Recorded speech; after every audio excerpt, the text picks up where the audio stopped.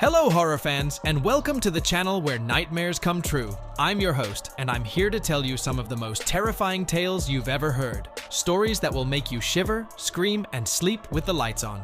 So, are you ready to join me on this journey? If you are, then subscribe to this channel, hit the bell icon, and get ready for some spine-chilling entertainment. And remember, don't look behind you, because you never know what's lurking in the shadows. Welcome to the Spooky Sunday channel, where the horror never ends.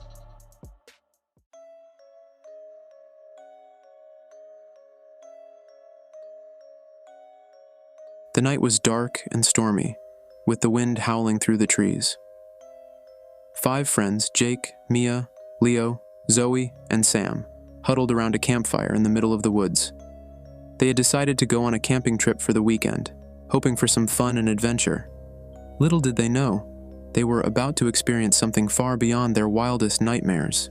They had set up their tents near a small lake, which appeared calm and peaceful during the day.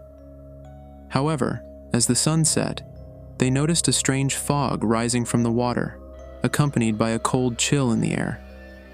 They also heard peculiar noises, such as growls and shrieks, emanating from the deeper parts of the forest. They attempted to dismiss them, attributing them to animals or the wind. Yet they couldn't shake off the unsettling feeling that something was watching them. They decided to lift their spirits by sharing scary stories around the fire. Jake, the most adventurous of the group, volunteered to start. He recounted the legend of the Wendigo, a creature that was once human, but transformed into a monster after consuming human flesh. Describing it as a tall, skinny, and hairy beast with glowing eyes, sharp teeth, and long claws, Jake explained how the Wendigo could mimic human voices to lure its victims into the woods. He emphasized that the Wendigo was perpetually hungry and never satisfied. The others listened with a blend of fear and fascination as Jake recounted the story. Mia, the most skeptical of the group, rolled her eyes. She dismissed the Wendigo as a mere myth, insisting that supernatural creatures didn't exist. Mia suggested that they were wasting their time with such stories and proposed doing something more enjoyable, like playing a game or singing a song. Confidently, she declared that they were not afraid of anything and could handle whatever challenges came their way. She was about to suggest a game when they heard a loud scream coming from the direction of their tents. They all jumped up and grabbed their flashlights, running towards the source of the noise, hoping it was just a prank or a joke. However, when they reached their tents, they were met with a horrifying sight. One of their tents lay torn to shreds, with blood splattered everywhere. In the midst of the chaos, they saw a body. It was Sam, their friend. He lay on the ground, his chest ripped open and his organs exposed. His eyes were wide open, his mouth frozen in a silent scream. They all gasped and backed away, unable to believe what they were seeing. A surge of shock, grief, and anger washed over them as they pondered who or what could have done this to their friend. Was it a wild animal, a serial killer, or something else? The chilling thought lingered. Were they next? They heard another scream, this time from behind them. They turned around and saw another terrifying sight. Standing on the edge of the lake, they saw a creature. It was tall, skinny, and hairy, with glowing eyes, sharp teeth, and long claws. It looked exactly like the Wendigo that Jake had described. It was holding a bloody arm in its hand, and it was chewing on it. The arm belonged to Zoe, their friend. She was lying on the ground, her other arm missing, and her face pale and lifeless. They all screamed and ran. They realized that they were trapped and that they had no chance of escape. They realized that they had stumbled into the hunting ground of the Wendigo, and that they were its prey. They realized that they had made a terrible mistake and that they were going to pay for it with their lives. They ran in different directions, hoping to find a way out. But the Wendigo was faster and smarter. It chased them down, one by one, and killed them with ease. It mimicked their voices and tricked them into thinking that they had found their friends. It played with their minds and tormented them with their fears. It enjoyed their pain and savored their flesh.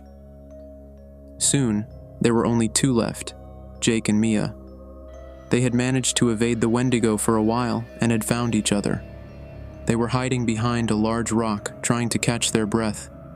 They looked at each other and saw the terror in their eyes. They knew that they were doomed and that they had no hope. They knew that the Wendigo was coming for them and that they had nowhere to run to. They hugged each other and said their goodbyes. They said that they were sorry for everything and that they loved each other. They said that they wished they had never come to this place and that they had listened to their instincts.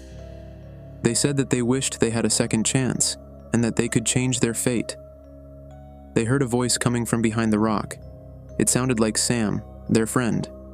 He said that he was alive and that he had found a way out. He mentioned having a car and offered to take them to safety. He urged them to follow him, promising to save them. They looked at each other and felt a glimmer of hope. They wondered if it was true, if Sam was really alive. They pondered if it could be a miracle, if they had a chance. They questioned whether they should trust him, if they should follow him. They decided to take the risk and follow him. They got up and walked towards the voice. They hoped it was Sam and that he was telling the truth. They hoped it wasn't the Wendigo and that it wasn't a trap. They feared they might be making their final mistake, walking into their deaths. They reached the other side of the rock and saw a figure. It was Sam, their friend. He was smiling and waving. He appeared normal and healthy, alive, and offering a way out. They felt a surge of relief and joy. They ran towards him and hugged him, thanking and praising him.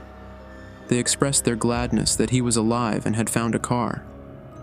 They said that they were ready to go, and that they wanted to leave this place. They followed him toward the car, unaware of the blood on his clothes or the dirt on his face. They failed to notice the glow in his eyes or the grin on his mouth. They didn't observe the claw marks on his back or the bite marks on his neck. They didn't realize that he wasn't Sam but the Wendigo. They didn't realize he had killed Sam and assumed his form. They didn't notice he had lured them into a trap and deceived them. They didn't realize he wasn't their friend, but their enemy. They got into the car and buckled their seatbelts, feeling a sense of safety and comfort. They believed they had escaped and survived, thinking they had beaten the Wendigo and emerged victorious. They were wrong. The Wendigo started the car and drove away, laughing and licking his lips. He announced he had a surprise for them, promising they would love it. He mentioned having a special place for them and vowed to show it to them. He spoke of a feast awaiting them, which he would share. He mentioned having more friends for them, promising they would meet them soon. He whispered with a chilling grin, his voice dripping with malice, "You see, my dear friends, you are not escaping, you are becoming."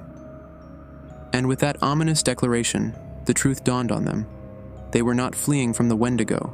They were transforming into its very essence.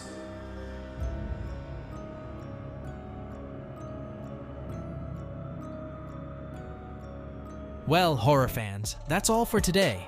I hope you enjoyed the stories I shared with you, and that they gave you some chills and thrills. But before I go, I want to thank you for watching, liking, commenting, and sharing this video. You are the reason why I do this, and why I love horror so much. You are the best audience in the world, and I appreciate your support and feedback. And if you haven't already, please subscribe to this channel, and hit the bell icon, so you don't miss any of my future videos. I upload new videos every week, and I have some amazing stories lined up for you. So, until next time, stay safe, stay curious, and stay scared. And remember, the horror never ends. Goodbye, horror fans, and sweet dreams.